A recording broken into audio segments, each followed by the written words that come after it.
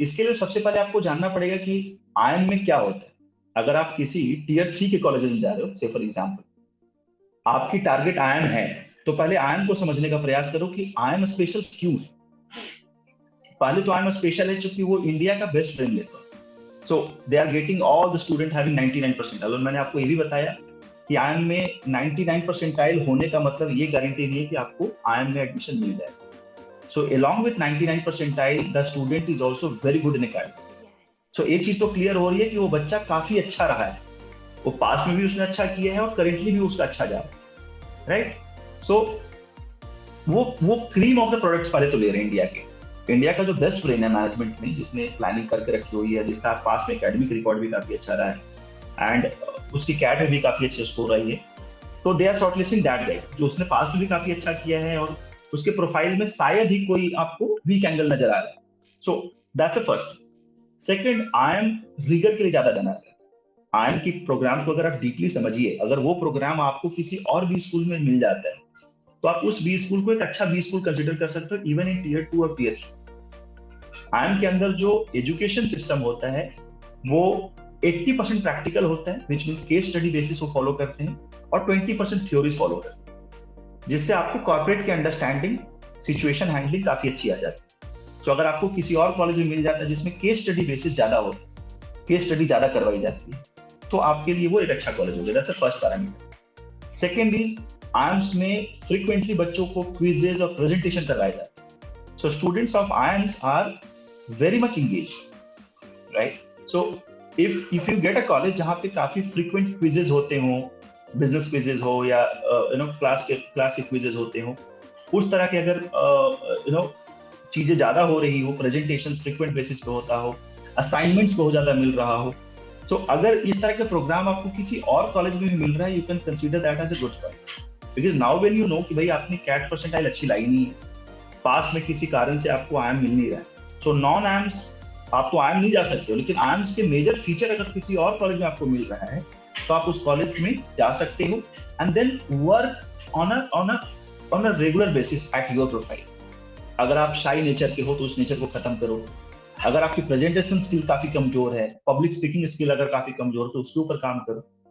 तो हर वो एरियाज जो आपको एक आपके कैंडिडेचर को कमजोर बनाते हैं, उन चीजों के ऊपर वर्कआउट करो for next 2 years।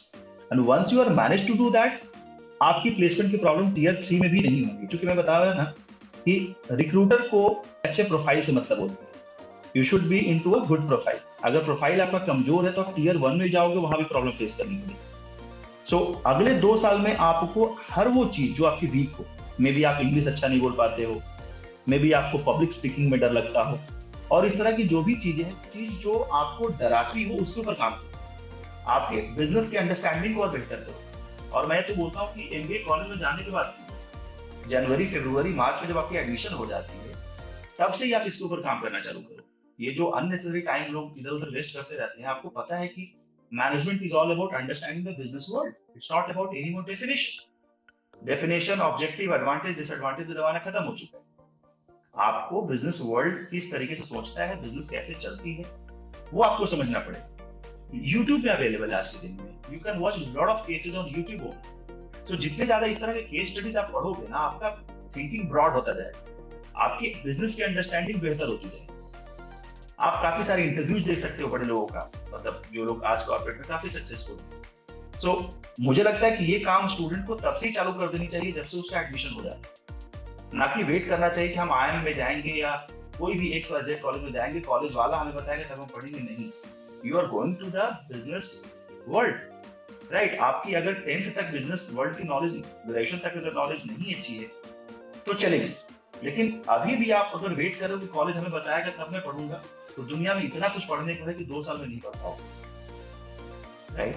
So may be जब तक आप ग्रेजुएशन में थे, हो सकता है आपको फोकस किसी ने नहीं दिलाया, या फिर आपके पास ऑप्शंस मल्टीपल थे। लेकिन when you decided to go to MBA, which is to understand the business world, business company, कोई कंपनी कैसे काम करती है, फंडिंग कैसे रेज करती है, ऑर्गेनाइजेशन में किस तरह की गलतियां होती रही है, किसी कंपनी के फेलियर की रीजन क्या है, कोई कंपनी सक्सेसफुल कैसे हुई है, इस तरह की चीजों को आपको मेरे हिसाब से काफी ज्यादा टाइम स्पेंड करना चाहिए on YouTube, learning the case study which is available in the market. और ये काम आपको एमबीए कॉलेजेस के अंदर भी करना चाहिए। हो सकता है प्रेजेंटेशन स्किल आप सुधार ना सको, पब्लिक स्पीकिंग स्किल सुधार ना सको, वो आपके कॉलेज के अंदर होगा, बट आप अपने नॉलेज को तो ब्रॉड कर ही सकते हैं। इसके लिए आपको किसी भी स्कूल में बैठ करके बुक खोल के पढ़ने की रिक्वायरमेंट नहीं है। एक डिजिटल एज है, there are lot of information available on YouTube as well, but you need to figure out कि मुझे करना क्या।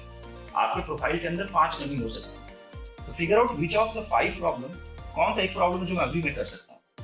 मे बी प्रेजेंटेशन स्किल अभी नहीं सुधार सकता हूँ क्योंकि मेरे पास वो मौका नहीं है घर में बैठे इसको प्रेजेंटेशन, बट बिजनेस का नॉलेज तो हम इंप्रूव कर सकते हैं। न्यूज़पेपर पढ़ने की हैबिट हमारे अंदर नहीं है, उन चीजों को तो कर सकते हैं, क्योंकि अब आपको पता हो जाना चाहिए कि यार वो बुकिश एजुकेशन का कहानी खत्म हो चुका है। अभी न्यूज़पेपर में जो न्यूज आ रहा है उसको आपको समझना पड़ेगा। कोई भी कंपनी अपना स्टेक सेल कर रही है या कोई भी कंपनी आज के दिन में दिवालिया घोषित कर रही है, आपको वो पढ़ना चाहिए। So spend lot of time in business, watch that business. अगर आपकी लैंग्वेज इंग्लिश अच्छी नहीं है आप हिंदी में देखो, but spend good amount of time reading various case studies, listening the interviews of top corporates, because MBA colleges में यही आपको मिलता है। That's why business colleges charge a lot of money, क्योंकि जब वो उस कॉर्पोरेट को आपके कैंपस से बुलाते हैं then you put lot of attention into that.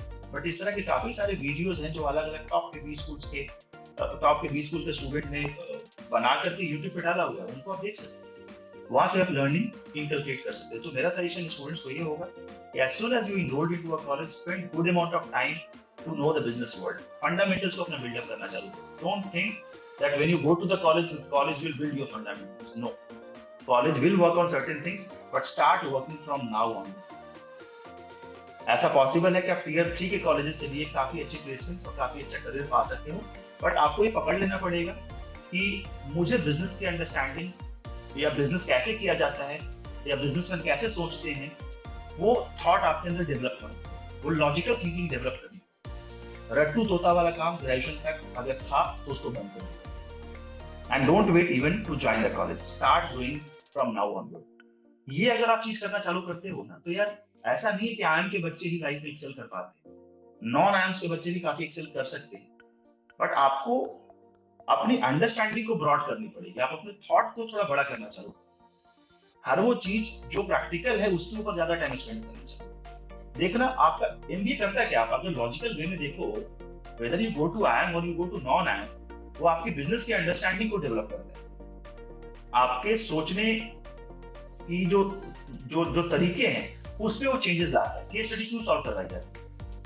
Professors case study इसलिए सॉल्व करवाए जाते हैं क्योंकि आपको लॉजिकल थिंकिंग को पहले देते हैं और फिर लॉजिकल थिंकिंग में बताते हैं कि यार ये गलत सोच है, you should be thinking from this angle as well, right? So it's all about understanding business world. If you don't understand it, don't expect a better career. If you start understanding it in a better way, even though you are a part of tier 2 or tier 3 in this school, you will not face much challenges, because recruiter को ये बड़ा अच्छा से समझ में आता है कि कौन से बच्चे के अंदर स्किल्स है, किस बंदे के अंदर स्किल्स नहीं है, कौन रत्तू टोटा है और कौन सा बंदा है जो काफी बेहतर है। So that is what I would suggest you.